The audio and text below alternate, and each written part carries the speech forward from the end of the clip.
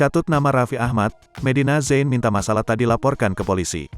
Medina Zain tunjukkan tanda ingin berdamai dengan Raffi Ahmad. Akhirnya, pihak Medina Zain membuka suara terkait tuduhan pencatutan nama Raffi Ahmad sebagai brand ambasador produk MD Glowing. Lewat Rasman Arif Nasution selaku kuasa hukum, Medina membongkar jika Raffi Ahmad memang sempat ditawari pekerjaan dari dirinya. Raffi kamukan ada komitmen dengan Medina Zain akan menjadi brand ambasador dari salah satu perusahaan di Bandung, ucap Rasman di kawasan Epicentrum, Jakarta Selatan dikutip dari Grid.id, Senin, tanggal 16 Mei tahun 2022. Lantas Rasman menjelaskan jika Raffi Ahmad tak berkenan menjadi brand ambasador produk tersebut dan diminta untuk mengembalikan uang kepada perusahaan MD Glowing.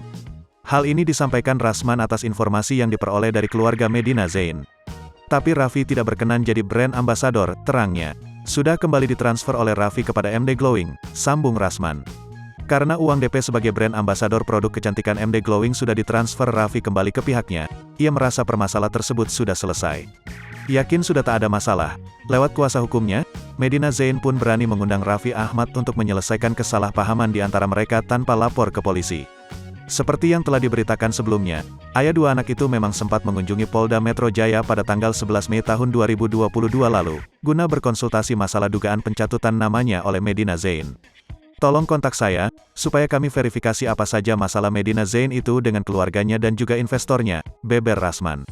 Rasman Arif Nasution selaku kuasa hukum yang mewakili Medina Zain, menegaskan kalau kliennya itu siap menuntaskan masalah dengan pihak manapun termasuk Raffi Ahmad.